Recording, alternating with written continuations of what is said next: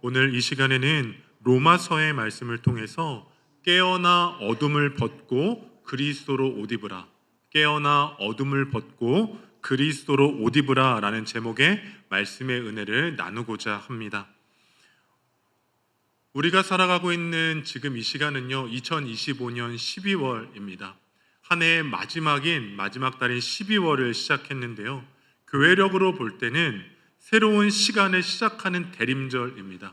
이 대림절은 4세기 후반에 시작된 교회 공동체의 절기인데요, 이 대림절의 기간에는 두 가지의 시간적 의미가 담겨 있습니다.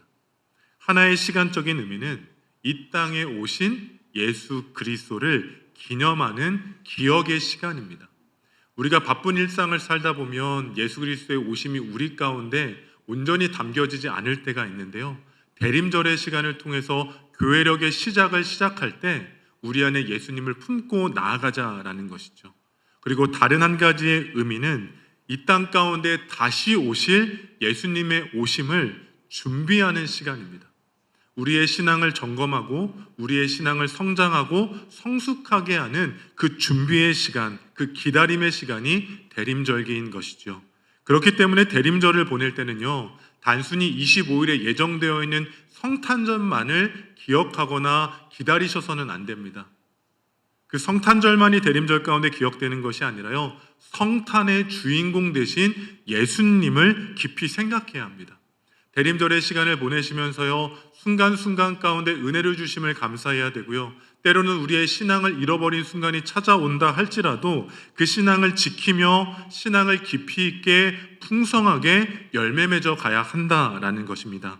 그렇게 대림절의 시간이 그냥 교회의 절기 가운데 하나의 절기로 끝나는 것이 아니라 우리의 신앙의 성숙을 이루고 예수님과의 깊이 있는 만남을 이루어가는 절기가 되어지기를 예수님의 이름으로 축복합니다. 그런데 대림절을 보내다 보면요, 신앙을 점검해야 되는 것도 알겠고 또한 우리의 신앙의 성숙을 이루어가야 하는 시간임을 이미 알고 있지만 그것을 살아내는 것은 상당히 어렵습니다. 왜냐하면 대림절기가 연말의 시간과 동시에 이루어지기 때문입니다. 보통은 11월 말부터 12월 달까지 대림절기를 지키고 있는데요, 이 대림절기가 되면 한 해의 연말의 시간이기 때문에 모임도 많고요, 만남의 일들도 참 많습니다. 그러다 보니 이 시기가 되면 우리는 육신적으로 분주할 수밖에 없습니다. 사람들도 만나야 되고 한 해를 마무리하다 보니 바쁘고 정신없는 시간을 보내게 된다라는 겁니다. 그러나 한 해를 마무리한다는 이유로요, 우리의 신앙이 조금은 희미해질 때가 있습니다. 한 해를 마무리하면서요, 우리는 이런 생각을 갖게 됩니다. 한 해 동안 수고했다. 그러니까 연말이니까 어느 정도 조금 풀어줘도 괜찮지라는 생각을 가진 채 연말의 시간을 보내는 경우가 허다한 것이죠. 하지만 그러한 마음을 갖고 살아가다 보면 우리의 신앙의 중심이 무너질 때가 참 많이 있습니다. 세상 가운데 만남과 모임 가운데 기쁨을 누리는 것 같지만 결국 세상 가운데 취해 있다 보면 우리의 영혼은 곤고해져 감을 피할 수 없습니다. 분명히 사람들을 만나고 즐거운 시간을 보낸 것만 같은데 되돌아서면 세상의 비교와 정죄함과 판단들로 인해서 오히려 우리의 영혼 안에는 피폐해져 가는 것들을 경험하게 되는 것이죠. 그래서 즐거움 가운데 있었던 것 같지만 되돌아서면 영적인 공허함이 우리 가운데 부어지게 됩니다. 그래서 영적인 존재의 우리는 세상에 취해 있는 연말을 보내는 것이 아니라 대림절기를 통해 주님을 묵상해야 하는 것입니다. 세상에 취해서 사람들과의 만남 가운데 기쁨을 누리는 것이 아니라 이미 우리 가운데 오신 구원의 주님을 기뻐하며 감사로 채워갈 수 있는 시간을 보내야 하는 것입니다. 그래서 오늘 본문 말씀을 보면요, 대림절과는 관계없는 이야기이지만 대림절의 시간을 보내는 우리에게 분명한 복음이 무엇인지를 바울이 전하고 있습니다. 그럼 다 함께 본문 11절의 말씀입니다. 본문 11절의 말씀 우리가 함께 읽어보겠습니다. 또한 너희가 이 시기를 알거니와 자다가 깰 때가 벌써 되었으니 이는 이제 우리의 구원이 처음 믿을 때보다 가까웠음이라. 아멘. 바울이 이야기합니다. 시간에 대해서 이야기하고 때에 대해서 이야기합니다.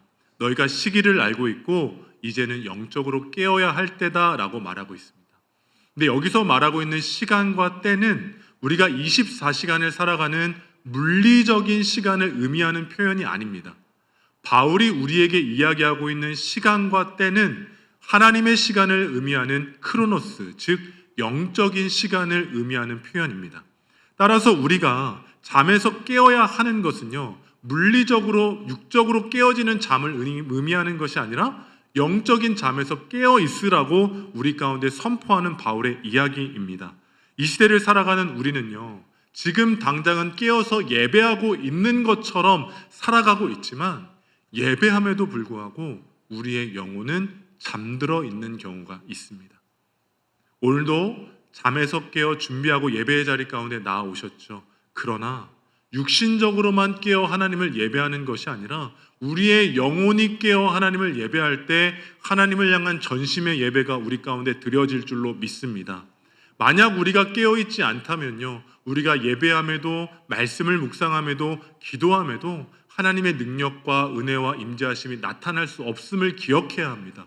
분명히 예배를 드렸는데, 말씀을 받는데, 기도를 드렸음에도 불구하고요, 우리의 영혼 가운데 풍성함이 없다면 우리는 우리의 영혼을 들여다보아야 합니다. 점검해 봐야 하는 것이죠. 혹시 내 영혼이 잠들어 있는 것은 아닌지, 깨어나야 하는 것은 아닌지 분명히 우리를 돌아보아야만 합니다. 왜냐하면 이것은 너무나 중요하기 때문입니다. 마태복음 25장의 말씀을 보면 예수님의 비유 가운데 열처녀에 대한 비유가 기록되어져 있습니다. 많이 알고 계신 열처녀의 비유는 무엇인가요? 열처녀의 비유는요, 신랑의 옴을 기다리고 있는 10명의 처녀가 있었고 그 가운데 5처녀는 깨어서 기름을 준비했지만 다른 5처녀는 깨어있지 못한 채, 준비하지 못한 채 헛된 시간을 보내고 있었습니다. 그래서 신랑이 도착했을 때 그 혼인잔치에 참여한 사람들은 10명 모두가 아니라 깨어있었고 준비되어져 있었던 처녀들이었습니다. 이 말씀을 보면서 우리는 분명히 기억해야 합니다. 우리의 인생이 과연 준비되어 있고 깨어있는 인생인지 아니면 잠들어 있고 준비되어 있지 않는 인생인지를 우리는 점검해 보아야만 합니다. 목사님, 예배 가운데 나왔으면 준비되어 있는 것 아닌가요? 아닙니다. 우리가 육신적으로 예배 가운데 나와 있을지라 할지라도 우리의 영혼이 주님께로 향해 있지 않다면 자리는 차지하고 있으나 깨어있지 않은, 준비되어 있지 않은 처녀들과 같은 모습으로 예배하고 있는 것입니다. 그렇기에 그날이 도적같이 이르는 그날을 영적으로 깨어있고 준비할 수 있는 우리 영등포제일교회 성도님들 되시기를 예수님의 이름으로 축복합니다. 예배의 자리 가운데 머물러 있는 것으로 만족하지 말고 우리의 영혼이 깨어 공동체와 삶의 자리 가운데 준비되어질 수 있는, 우리의 영혼이 주님께로 향해 있을 수 있는 하나님의 사람 되시기를 예수님의 이름으로 축복합니다. 그렇다면 우리는 이런 질문을 던져볼 수 있습니다. 영적으로 깨어있는다라는 것이 무엇일까요? 영적으로 깨어있는 삶을 살아가고 영적으로 준비되어 있는 삶을 살아간다는 것이 무엇을 의미하는 것일까요? 영적으로 깨어있는다라는 것은요, 하나님께 반응할 수 있는 상태가 준비되어져 있는 것을 의미합니다. 하나님께서 우리 가운데 임재하셨을 때 우리가 준비되어 있는 것, 하나님께서 우리 가운데 말씀의 은혜를 주실 때 그 말씀을 심을 수 있는 것, 우리 가운데 기도의 권능을 더하여 주셨을 때 그 기도가 역사가 되어지는 것이 우리가 영적으로 깨어있는 것입니다. 그런데 우리가 영적으로 깨어있지 못하다면 하나님께 반응할 수 없는 것입니다. 우리는 영적으로 깨어있지 못하다면 말씀을 받을 수 없고 영적으로 깨어있지 못하다면 기도의 능력에 참여할 수 없는 것입니다. 그래서 영적으로 깨어있는다라는 것, 결국은 우리의 영혼이 하나님을 향해 있다라는 것임을 기억하셔야만 합니다. 만약 예배의 자리 가운데 있지만 우리의 마음과 생각이 세상 가운데 분리되어져 있다면 우리는 더욱더 의식적으로 우리의 영혼을 흔들어 깨워야만 합니다. 우리의 영혼이 깨어나 주님께로 향해야 되고 우리의 영혼이 깨어나 하나님께서 역사하실 것들을 준비하는 시간으로 가져야만 할 줄로 믿습니다. 그래서 만약 예배의 감격을 잃어버렸다면, 말씀의 은혜의 풍성함을 잃어버렸다면, 기도의 자리 가운데 함께하는 기쁨을 잃어버렸다면 대림절기를 맞이하여 우리의 신앙이 점검되어지고 대림절기를 통하여 다시 한번 영혼이 소생케 되어지는 역사가 우리 안에 시작되어지기를 주님의 이름으로 축복합니다. 그런데 영혼을 깨우는 것, 어려울까요? 쉬울까요? 정말 어렵습니다. 아마 자녀를 키워보신 분들은 아실 거예요. 아침에 아이들 학교를 보내는 게 마치 전쟁과도 같죠. 분명히 깨워서 보내야만 하는데 아이들이 쉽게 일어나지 않습니다. 그런데 아이들이 일어나지 않는다고 해서 깨우지 않고 계속 자게 내버려 두시나요? 아이들이 학교를 가야 되는데 일어나지 못해서 계속 잠자리에 머물러 있는데 그냥 그렇게 내버려 두시겠습니까? 전혀 그러지 않으실 거죠. 아이들이 학교에 가야 되면 깨워서 보내야만 합니다. 우리의 영혼 또한 마찬가지입니다. 우리의 영혼이 잠들어 있다면 그냥 방치한 채 영혼의 잠자리에 머물러 있는 것이 아니라 늘 예배의 자리 가운데, 은혜의 자리 가운데, 기도의 자리 가운데 더욱 힘써 참여함을 통해 잠들어 있는 우리의 영혼을 깨워서 주님께로 나아갈 수 있도록 우리의 삶을 새롭게 하여야 한다라는 것입니다. 바라기는 우리 안에 영혼이 깨어나고 새날을 주시고 새해를 행하여 주실 하나님의 역사가 우리의 삶과 가정과 자녀들의 인생 가운데 온전히 이루어지기를 주님의 이름으로 축복합니다. 계속해서 오늘 본문의 말씀을 보면 바울이 우리에게 영적인 잠에서 깨어나라 라고 말한 이후에 우리가 무엇을 해야 할지도 이야기하고 있습니다. 다 함께 본문 12절로 13절의 말씀입니다. 12절로 13절의 말씀 함께 읽겠습니다.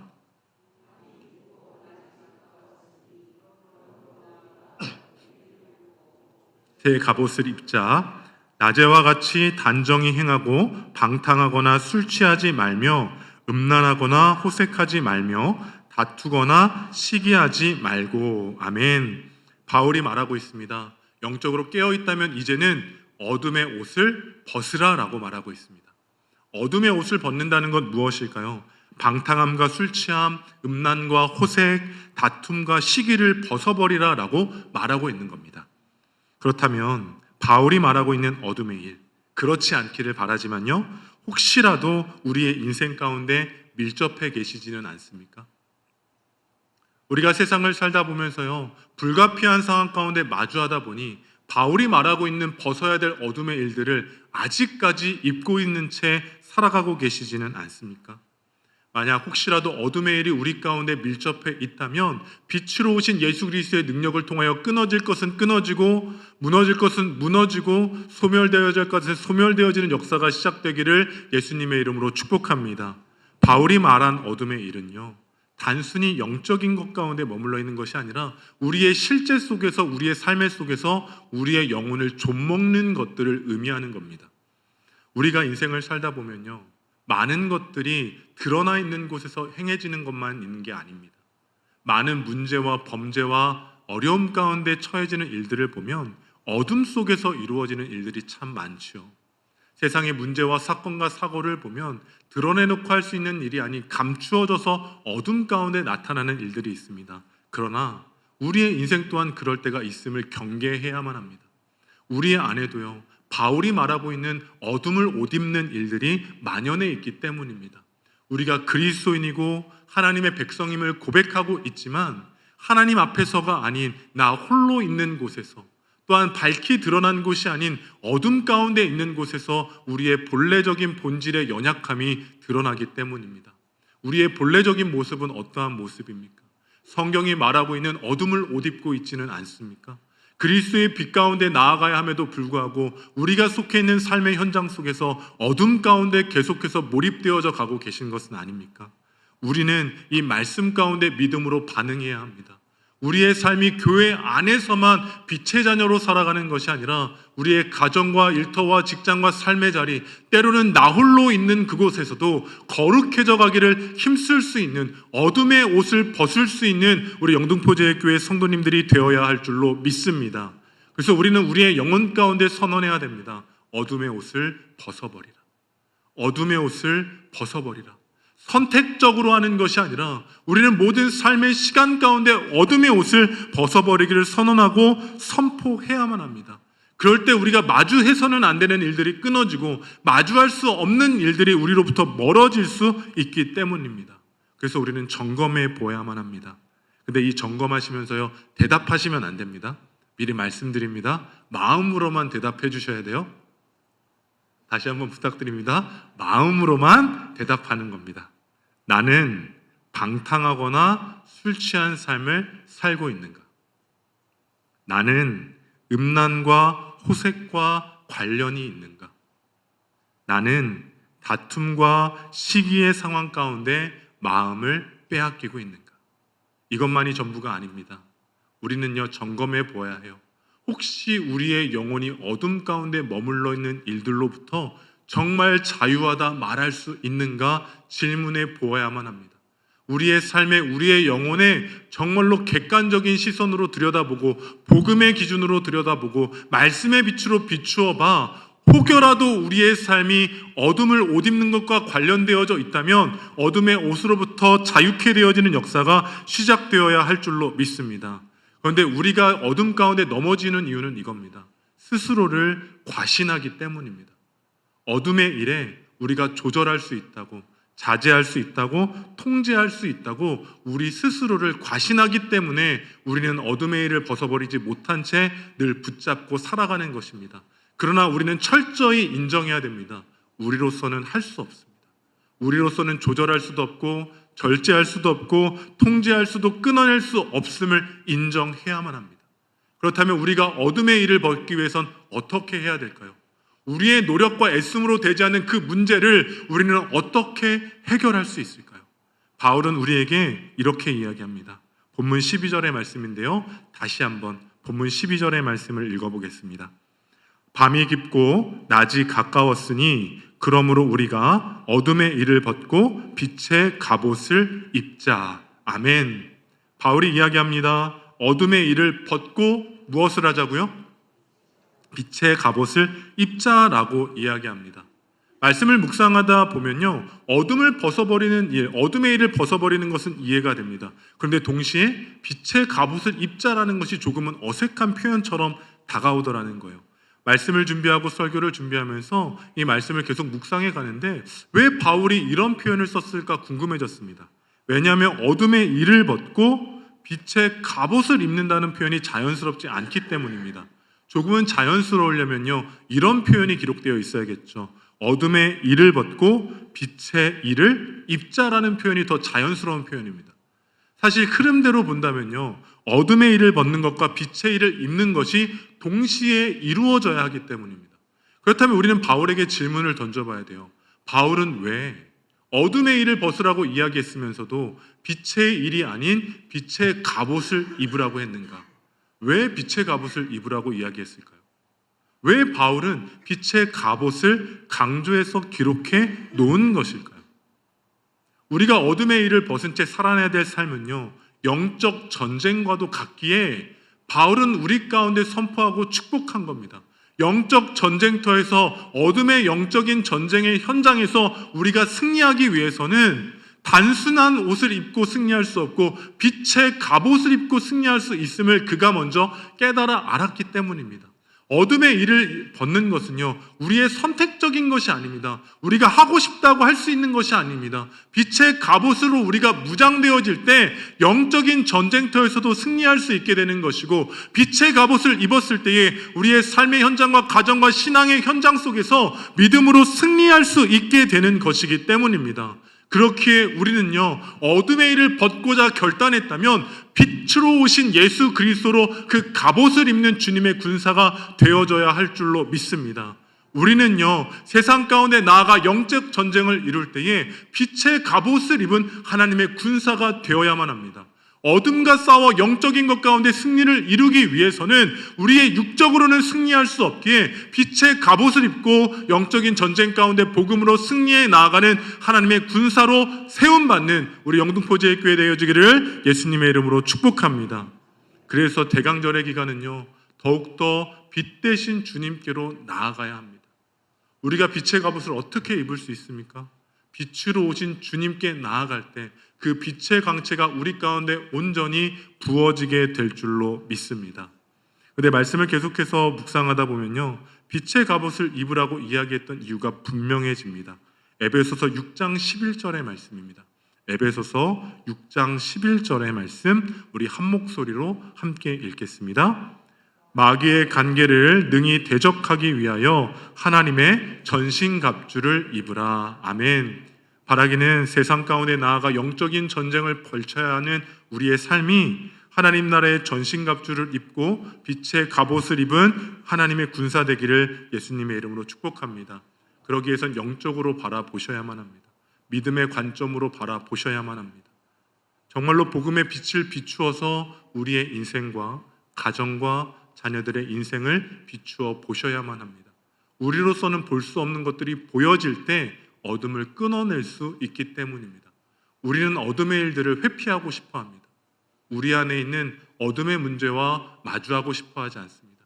분명히 우리 가운데 영혼을 피폐하게 하는 어둠의 일이 있음에도 불구하고 마주하려 하지 않고 그 순간순간마다 넘어지는 것이 우리의 모습이기 때문입니다. 하지만 선언하시기를 축복합니다. 빛의 갑옷을 입은 우리는 하나님의 군사가 되어 승리하게 될 줄로 믿습니다.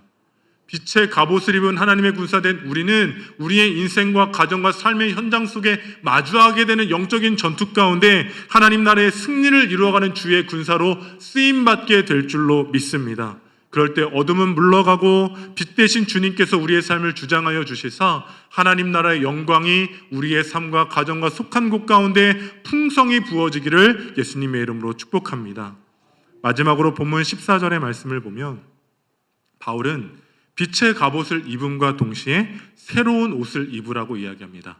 다 함께 본문 14절의 말씀 함께 읽겠습니다. 오직 주 예수 그리스도로 옷 입고 정욕을 위하여 육신의 일을 도모하지 말라. 아멘. 바울은 어둠의 일을 벗어버리고 빛의 갑옷을 입고 다시 한번 그리스도로 옷 입으라라고 이야기합니다. 이 말씀을 준비하면서 바울이 왜 이번에는 빛의 갑옷을 입었는데 왜 그리스도로 옷 입으라고 또 이야기하고 있을까라는 질문이 제 마음 가운데 들었습니다. 그래서 그 그리스도로 옷 입는다는 것과 빛의 갑옷은 어떠한 차이가 있을까를 묵상해 보니까요, 주님께서 이 땅 가운데 빛으로 오신 것에 이유가 있음을 깨달아 알게 되었습니다. 대림절기에 우리는 예수님의 오심을 기억하며 살아갑니다. 그렇다면 예수님께서 이 땅 가운데 오신 이유는 무엇일까요? 왜 예수님께서 이 땅 가운데 오셨습니까? 예수님께서 이 땅 가운데 우리에게 빛으로 오신 이유는 우리를 구원하시기 위함입니다. 죄와 사망과 어둠 가운데 죽어가는 우리의 영혼을 살리시고 하나님의 자녀 삼으시고 영원한 하나님의 나라를 이루시기 위하여 예수 그리스도께서 이 땅 가운데 빛으로 오신 줄로 믿습니다. 그런데 빛으로 오신 주님께서는요, 세상 가운데 옷을 없습니다. 그리스도로 옷 입은 자는 더 이상 과거에 우리의 영혼을 피폐하게 하는 자리에 머물러 있을 수 없습니다. 빛의 갑옷을 입은 것처럼 이미 승리하신 그리스도로 옷 입은 것처럼 어둠에서부터 일어나 빛 가운데로 나아갈 수 있는 우리 모두가 되어지기를 예수님의 이름으로 축복합니다. 그럴 때 우리는 그리스도를 닮아가는 인생 영혼들이 많습니다. 어둠 가운데 머물러 있는 영혼들이 많습니다. 어둠 가운데 머물러 있는 영혼들도 만연해 있습니다. 정말로 그 영혼 가운데 빛을 잃어버린 채 어둠에 머물러서 세상에 취해 있고 세상에 머물러 있고 우리의 영혼이 곤고해져 가는 그 인생들이 너무나도 많이 있습니다. 빛으로 오신 주님을 기억하며 빛 대신 주님과 함께 그 영혼들을 되살릴 수 있는 주님의 사람 되어지시기를 예수님의 이름으로 축복합니다. 빛 대신 주님께서 우리를 살리신 것처럼 우리가 그리스도로 옷 입고 우리의 가정을 살리고 우리의 가족을 살리고 우리의 자녀를 살리고 이 땅을 회복케 하는 주의 도구로 쓰임받는 우리 영등포제일교회 되어지기를 주님의 이름으로 축복합니다. 세상 가운데 나아가면 어둠은 깊고 어둠은 짙어 있을 것입니다. 우리의 영혼을 죽여가는 힘겨운 문제들로 만연해 있을 겁니다. 하지만 빛 대신 주님께서 이 땅에 어둠을 몰아내셨던 것처럼 빛 대신 그리스도로 옷 입은 우리의 삶을 통해 가정 가운데 어둠은 물러나고 빛으로 풍성해지고 우리가 함께하는 이들의 삶 가운데 어둠은 물러나고 그 인생 속에서도 빛의 생명의 회복이 일어나기를 주님의 이름으로 축복합니다. 그 사명을 감당하는 인생이 우리의 삶입니다. 세상 가운데 나아가셨을 때 그리스도로 옷 입어 우리가 빛의 자녀로 살아갈 때 빛 가운데 일어나 생명을 살리고 영혼을 구원하는 그 일 가운데 헌신하며 살아갈 수 있는 우리 영등포제일교회와 우리 성도님들과 그 가정이 되어지기를 예수님의 이름으로 축복합니다.